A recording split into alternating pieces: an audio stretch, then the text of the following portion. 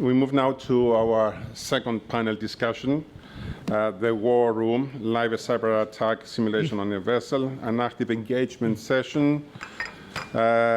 Moderator is Manos Manoli, and the panelist is George Michaelides, Commissioner of Communications, Digital Security Authority of Cyprus, Marios Christofi, Information Security Manager of InterMaritime Shipmanagement, Alexander Shulman, Chief Technology Officer of Tototheo Global, and Marios Ioannou, Business Information Security Officer of Columbia Shipmanagement. Please join us on the stage, gentlemen.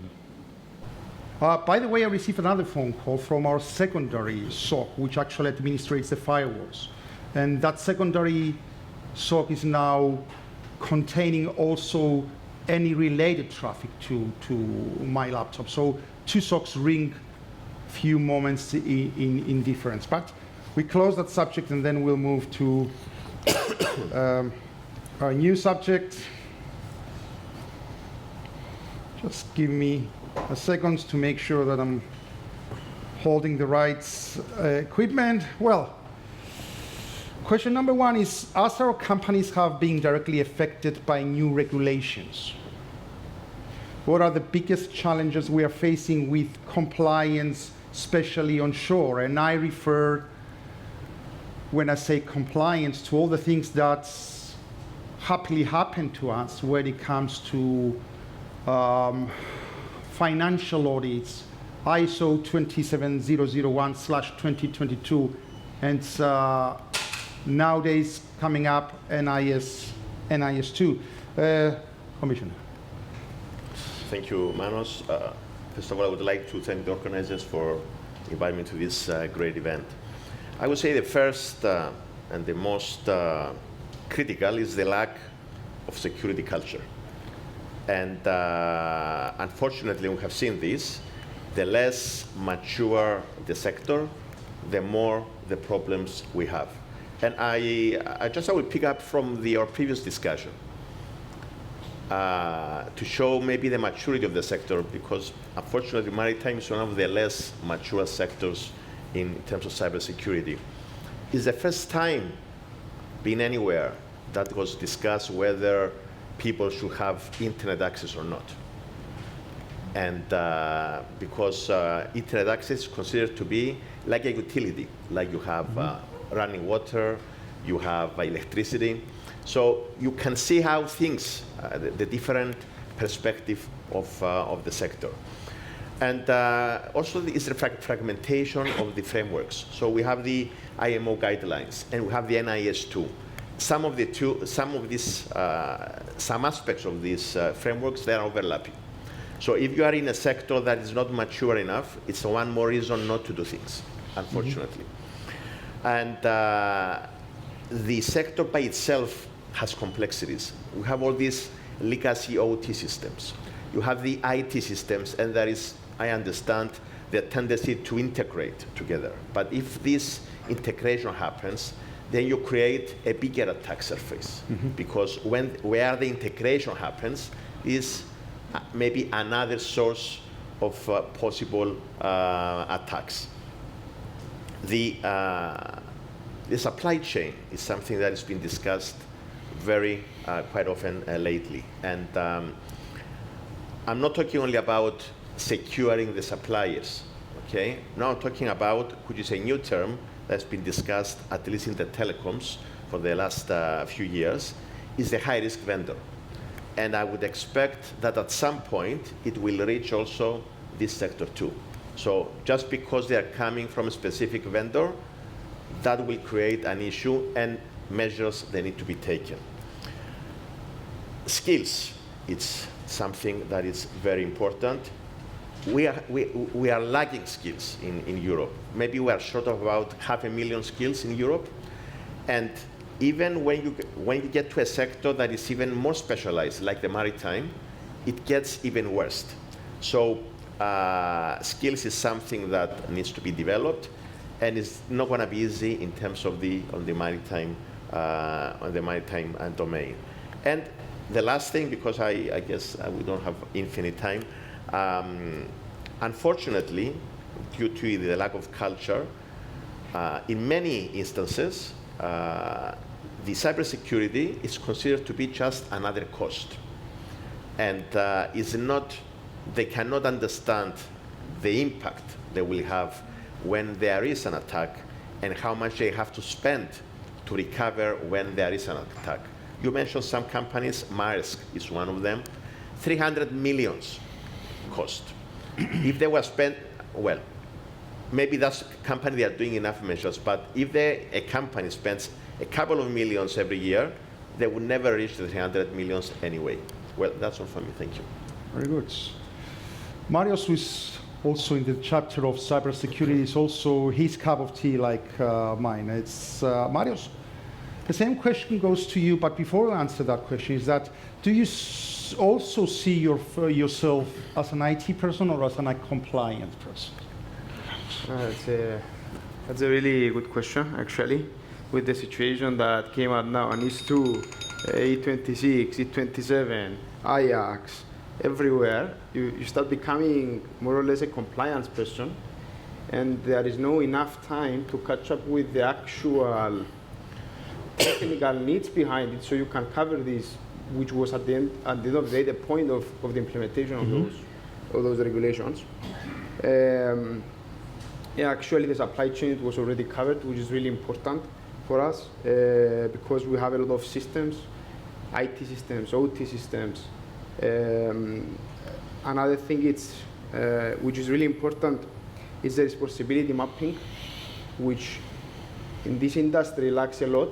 For example, because you have a lot of roles, let's say, on different elements, from the owner until ship manager, until the responsibility, it's something really well defined at these regulations. So it's the first thing that they ask, roles and responsibilities. So roles and responsibilities, if you have all these people between each other, that they have an existing procedure based on X regulation, and now there is a Y regulation that comes in, which asks for something different, then you have to rebuild all the plans that you have already for incident management, for incident procedures. Who is going to report to the authorities? We are talking about global companies, which means I have a flag regulation X in Italy, and the manager is in Cyprus.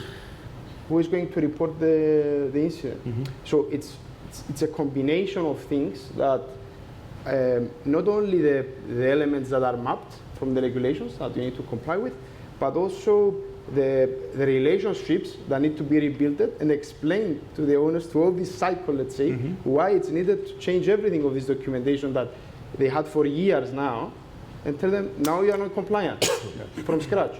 And then this is what creates actually the frustration, I was going to say, to the people, but it's needed. I mean, it's out of discussion that is needed, maybe with a bit more of let's say, assistance, guiding, which EU tries now to push more, let's say, neither with the capacity building trainings or other elements that they're trying to offer to member states.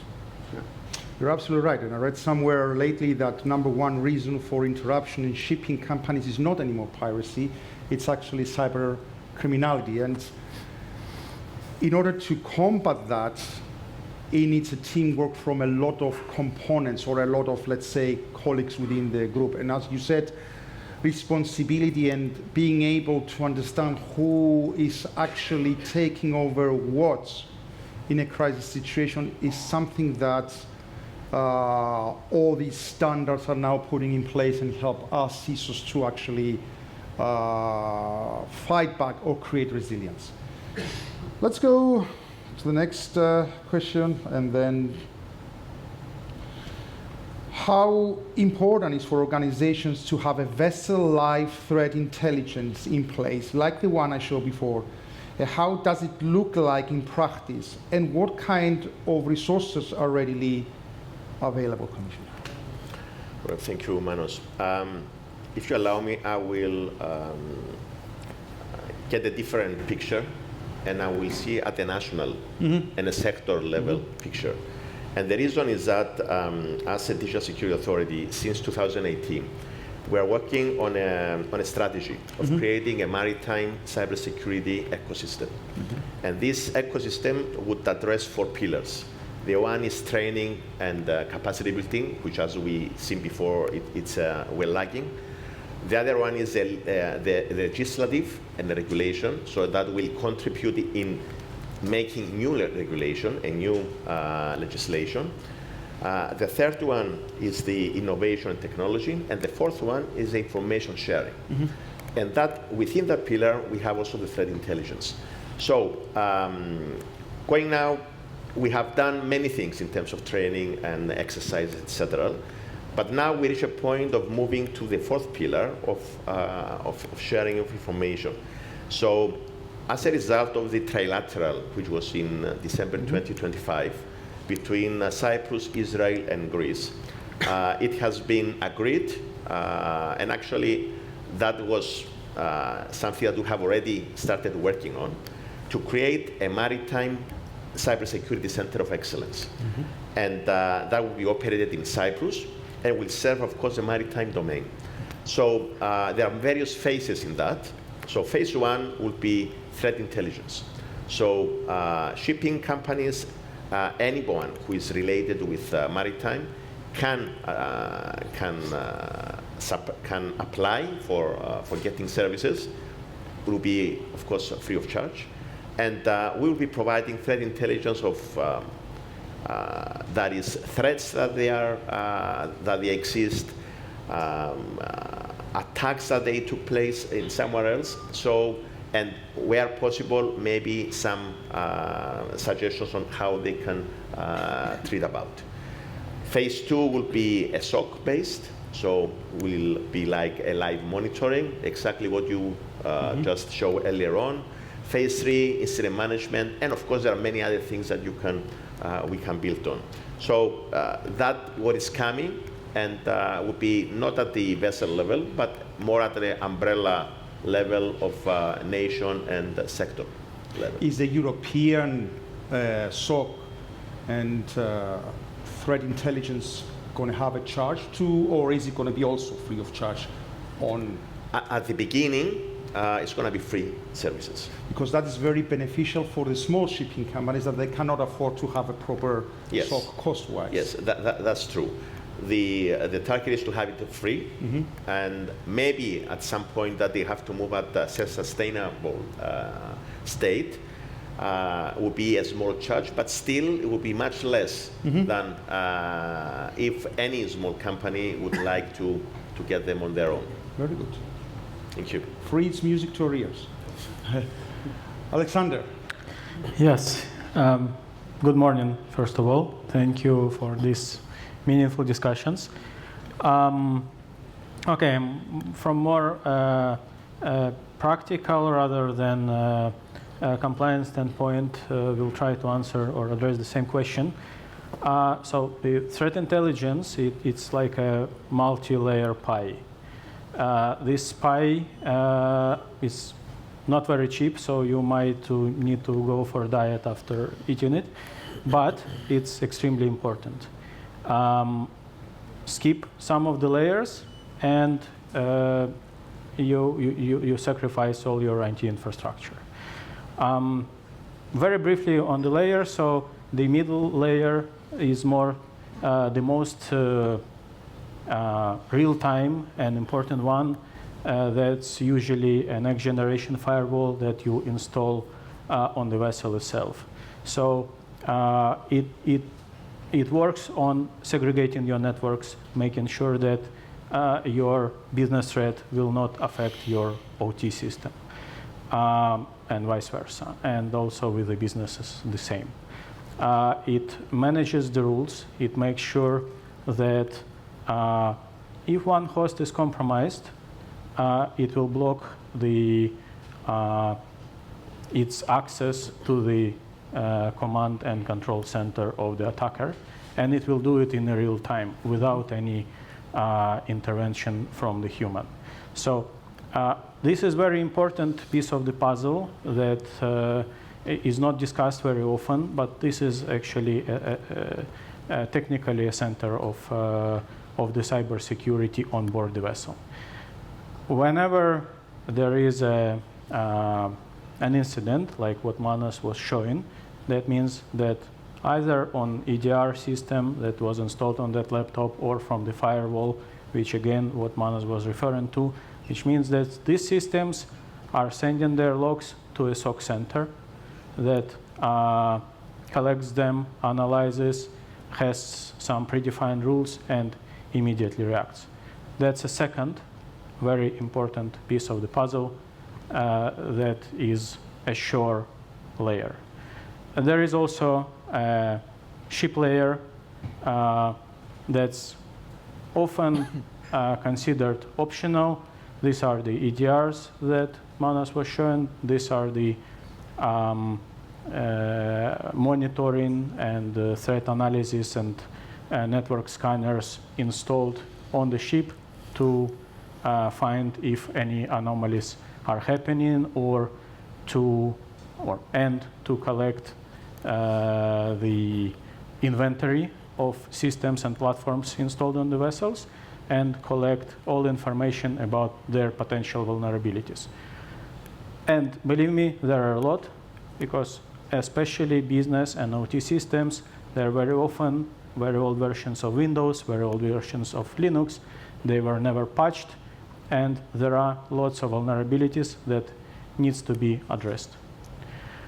And these are things that considered as a baseline. However, I'd like to emphasize one more layer. That's a human factor. Human factor that Manos already also touched. That's very easy to overlook. It's very cheap to address it. It's much cheaper than any other layer. And that's the best investment you can do with your crews. Knowledge, constant education of the crews, and frequent drills. Drills is a must.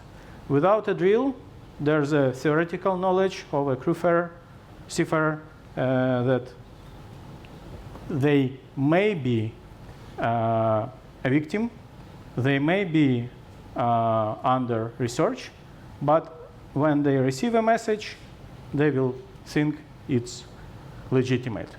But very often it is not. So by learning, they need to see how to distinguish legitimate emails from the attacker ones. But by drills, they will become vigilant.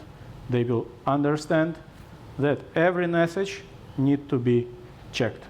And even knowing that once in a while your company is sending you these drills will keep them staying in a shape.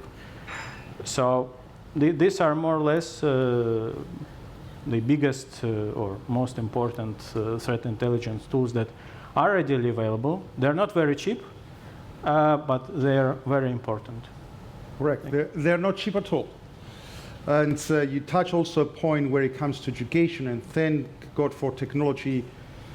The new connection on vessels now, when we do a security awareness for the personnel, it is very pleasant when we see on the screen our seafarers or the seafarers of our clients joining live when they're already on board vessels, doing security awareness via Teams or via other device, like the rest of the colleagues, trying to touch that as well. Marios, hello. What do you think about resilience on ship and all these that we showed? Thank you for having me, first of all. To me, the value of threat intelligence is clear. It allows organizations to be proactive rather than reactive. So that's clear on that. But I just wanted to touch on a limitation. We have threat intelligence coming in from, in many ways, from SOC services, external threat intelligence advisors. You have collaborations between organizations to share data, even at the national level. But we need to address who analyzes that data, how it's prioritized, and how that data leads to action.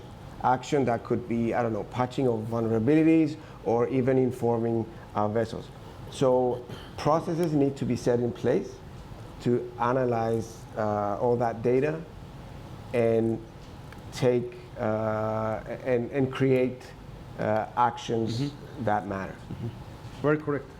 One of the limitations also that I wanted to highlight is we all understand how more expensive it now creates that service to the vessels, and how difficult it is to convince our clients that what we provide as a healthy environment unfortunately has a financial cost that needs to be transferred. And it does get challenging sometimes, because there were people that would say, maybe I need less security or more less security or no security, I'm not going to spend that amount. But this is also a factor that really influences things. And then thank God that somehow the standards will draw a line what is bare minimum and what is actually top-notch cybersecurity. Moving to the question number 3. What kind of surprises are we expecting on vessel security resilience, and how does that work, Alexander?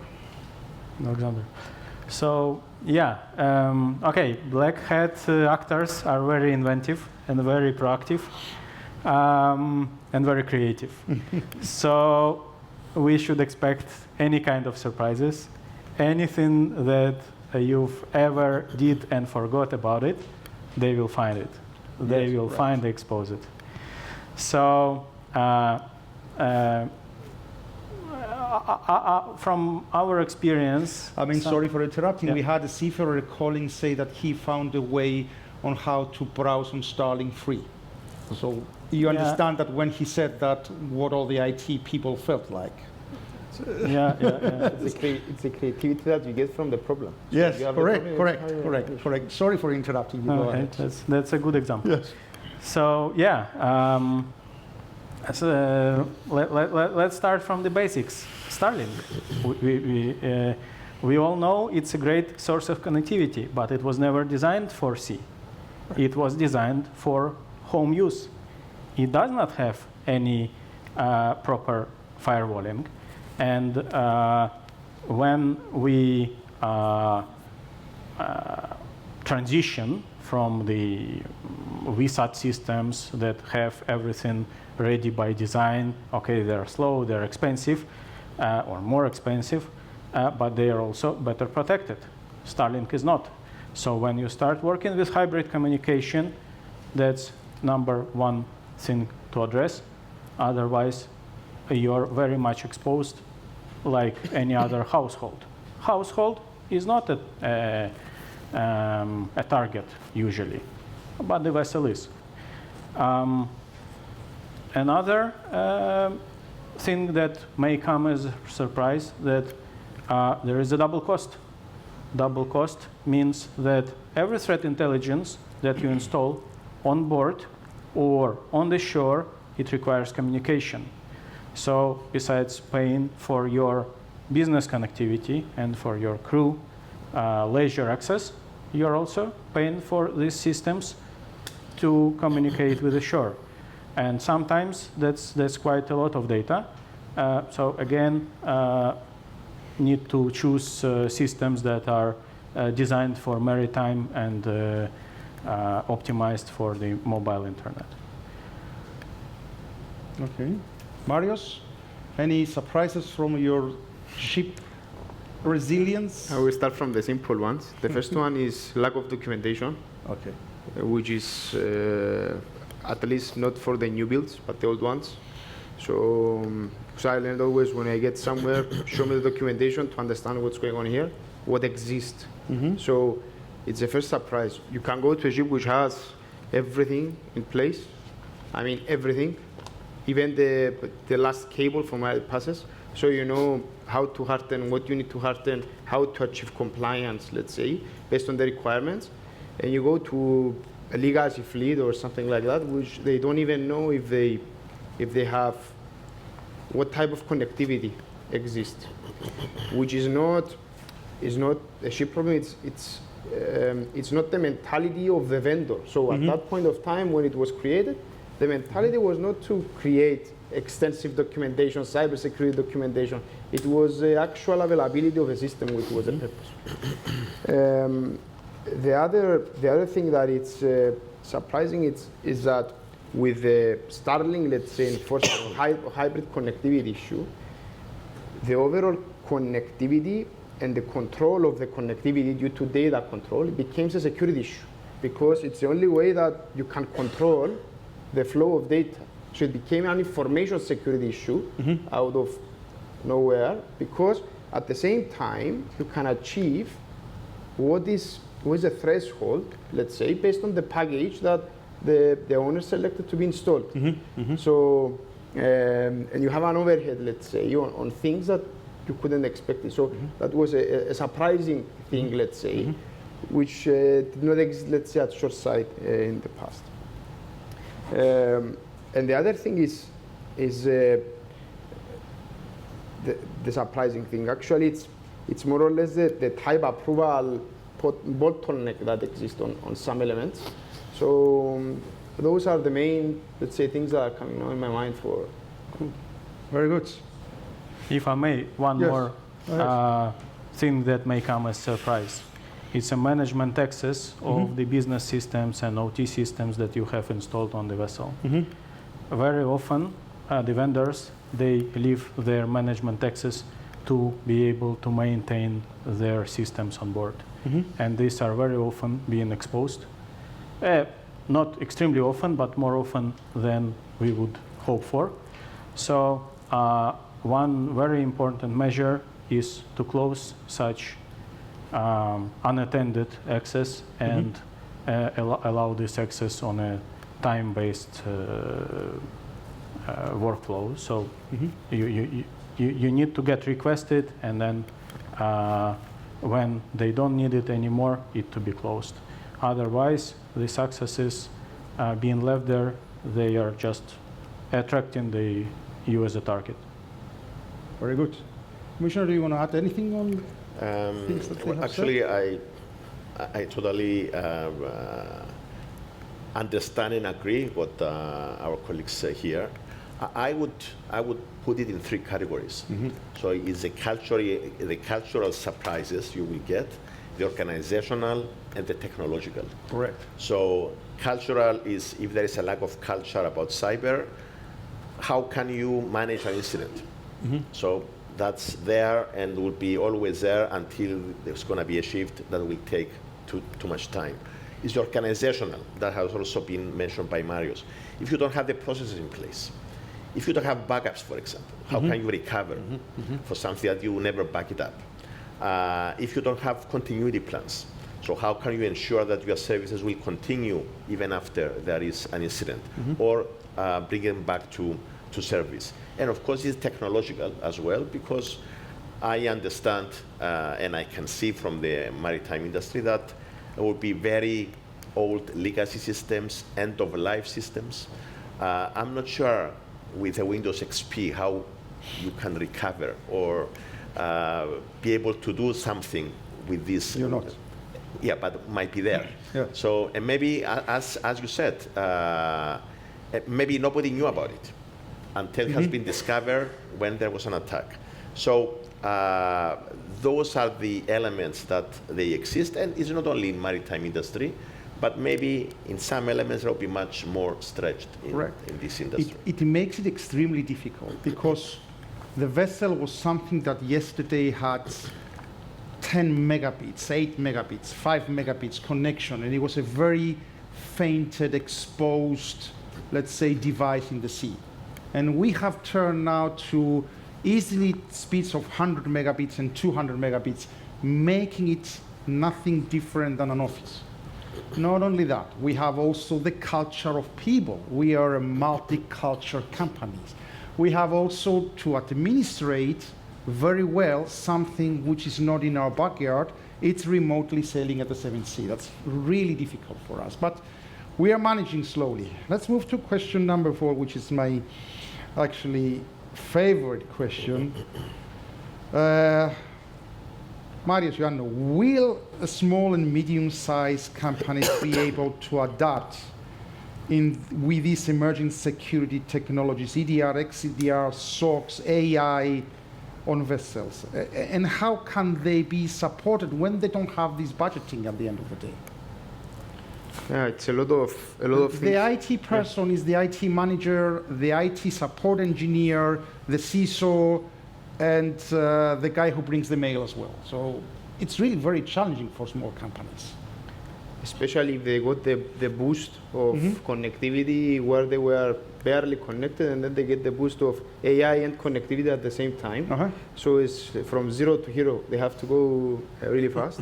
The point is that sometimes my approach always is, if you are an SME, you have to go with quick wins. This is how they call it. So first of all, understand the environment and monitor it. Maybe you don't have the XDR, which does the response mechanism, because you don't have the budget to do it. But if you know what you have and you monitor it with other means, then maybe your response time is not 3 minutes, it's 30 minutes, but there is a response at least. So you are not completely down. It's the efficiency and the mean time to response that changes with all the technology that got in lately. So for example, what's the purpose of AI in security? It's to minimize the mean time to response. That's it. There is nothing else. Monitoring more closely, 24/7. So to minimize the time gap, it's always a time gap that needs to be optimized versus also the capabilities that you want to deploy based on your size. The big problem that SMEs have, from my perspective, is that it's again the regulation and the compliance part. The regulation does not say if you have 5 ships, you are in NIS2, or if you have 10 ships. It's purely turnover and sector. Correct. So the criticality though changes, but again, the responsibility is there. So they have to somehow get, let's say, support, and neither by consulting or, let's say, national support or something else, to being assisted. I think this is the biggest gap, not the technological gap that they're going to have, because technology slowly, at some things it's more cheap, at some others it's more expensive. Though there are some quick wins, as I told you, that is my perspective.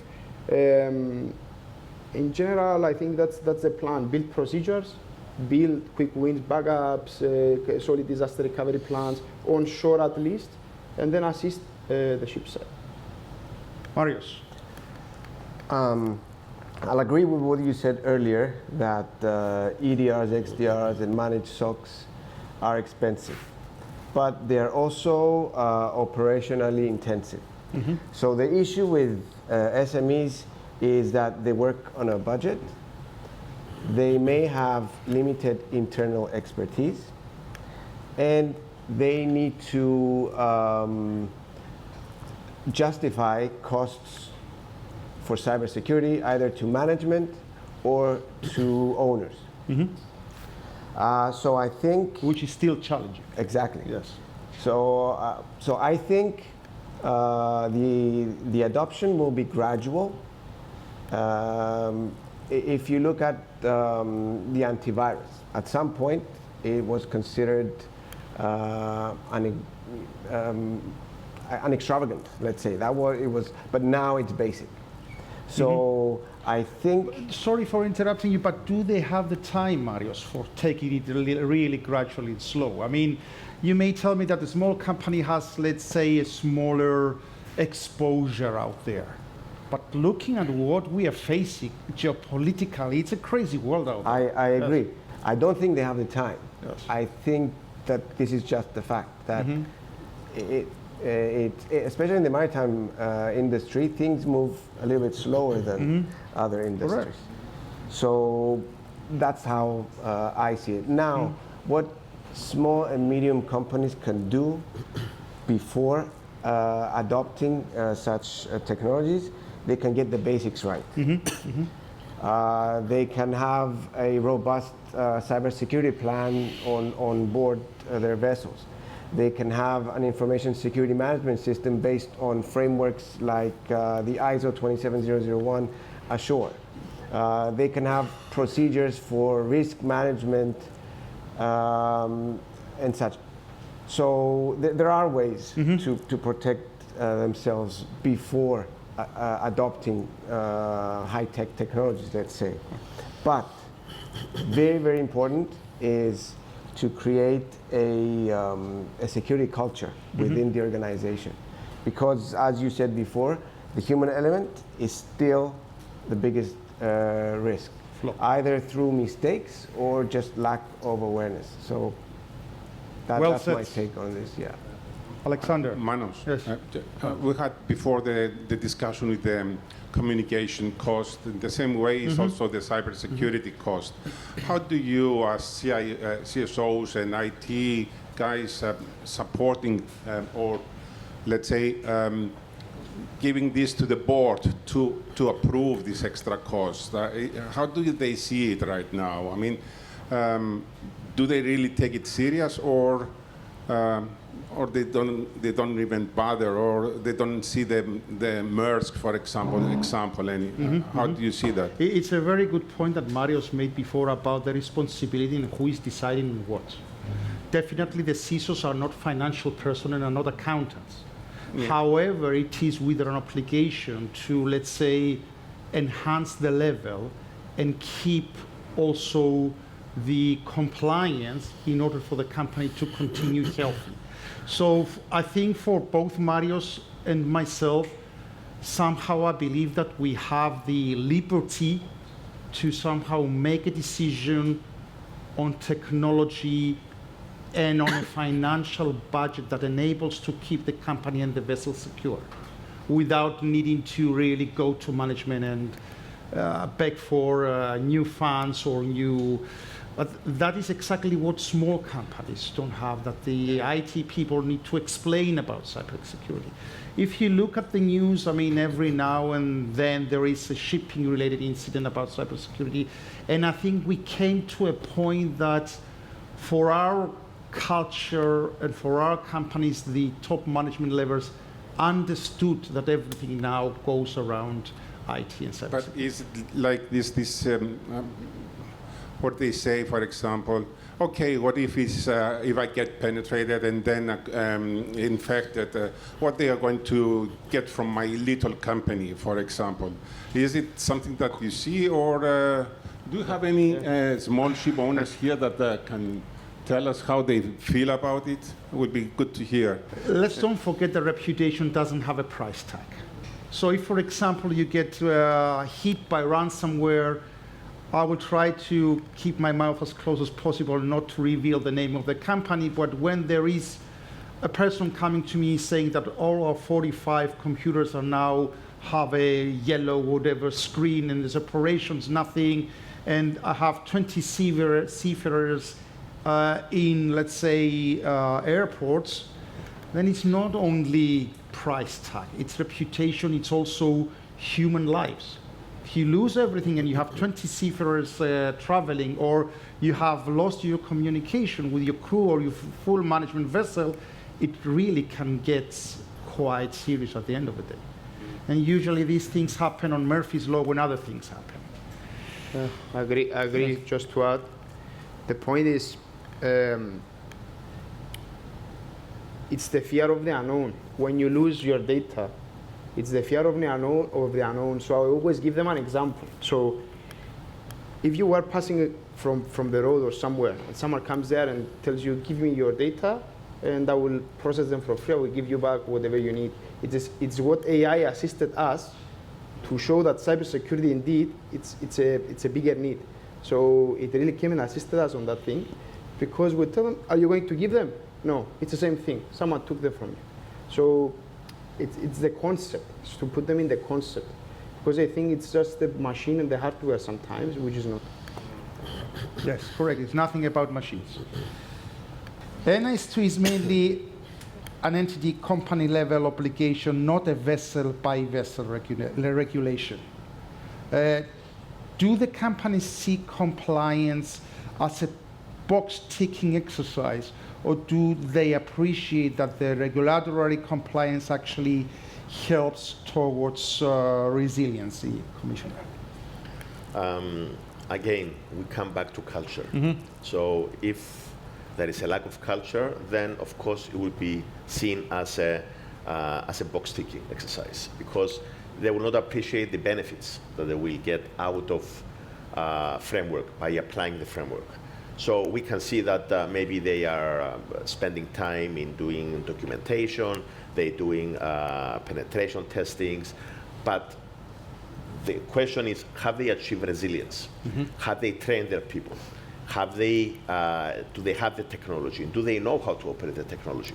So, and maybe not. So that's very important. But NIS, especially NIS 2, it's of an absolute importance because, first of all, actually you mentioned it earlier on, that it sets a minimum level of security across the board. Correct. So that means everyone will have from that level and above, which is a very good thing because if you are secure, I'm secure too, because no one can use you to attack me. Correct. But people, they don't realize that. They feel that if they are on their own secure and the ecosystem is not secure, it's fine. No, it's not fine. The ecosystem has to be secure. So we have things introduced like management responsibility, meaning that if you have a company that maybe it's a big shipping company that transports goods for a country. If you are down, then it will be outage in this country. So you cannot just take security lightly because you will affect somebody else. And it's one of the things that has been imposed, or the risk-based approach.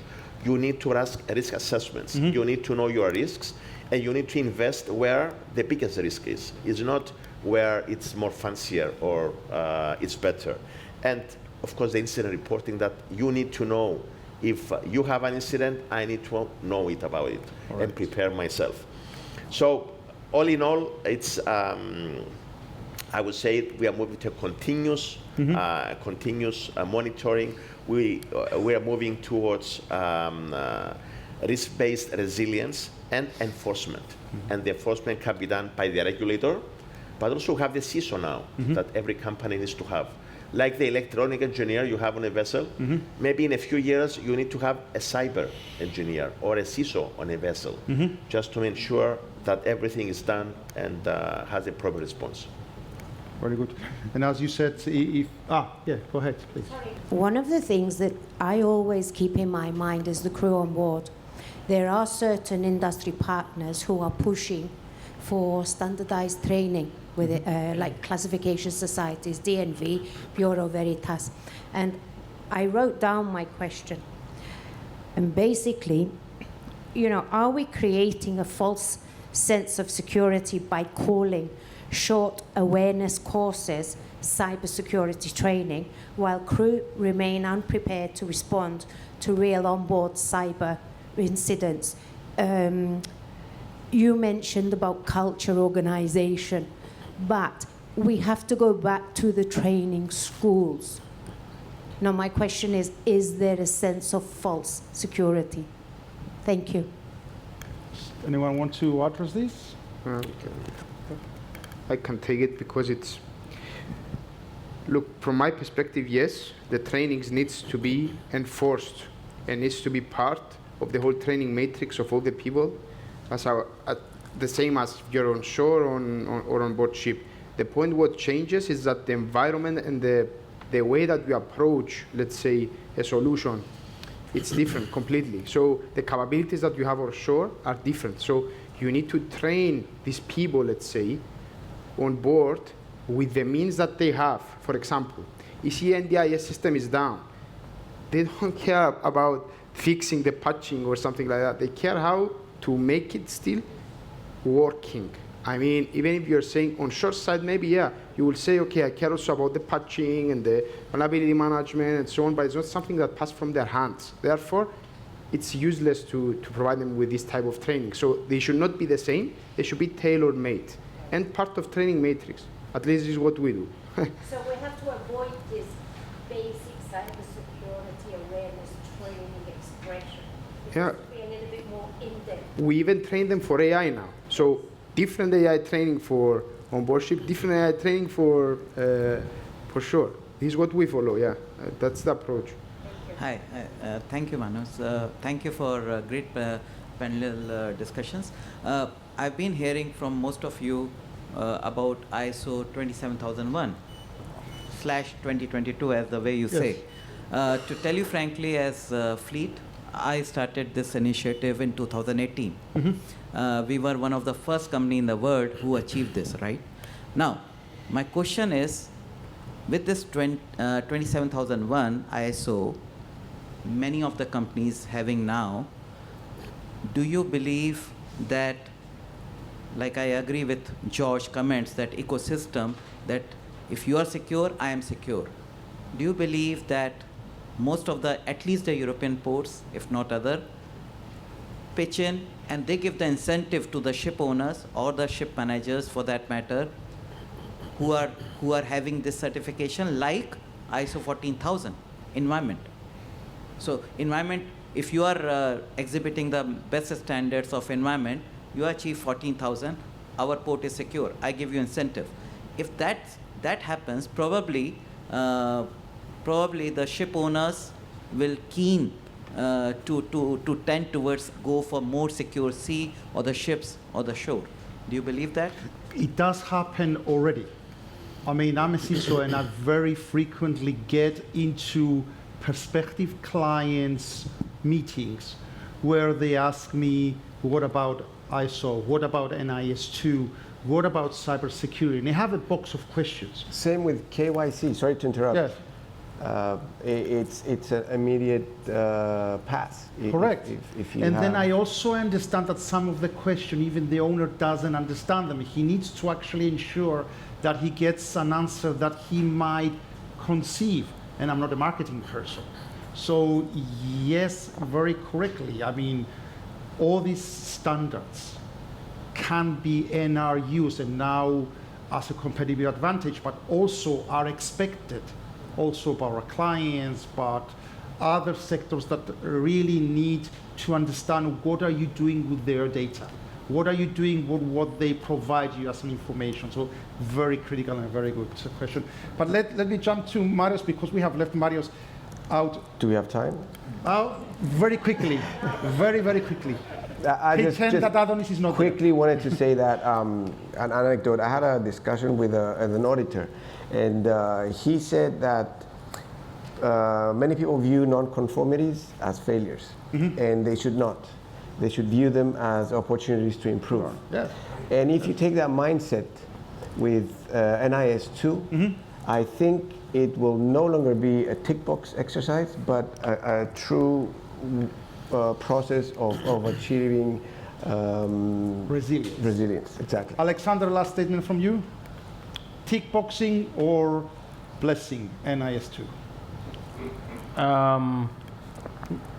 Yeah, a bit of both, so always. It's never left or right. It's always a compromise. All right. But, okay, everyone now has so many obligations on so many different standards that are must.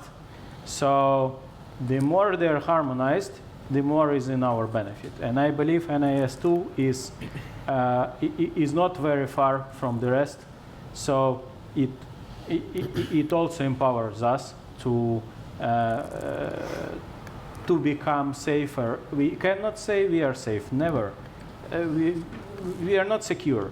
There is always some risk appetite, and there is always some areas of risk. But at least we can see these areas. At least we understand where we are. These frameworks, they do help us to understand where we are and what we can do better, or at least how we would mitigate if something goes wrong.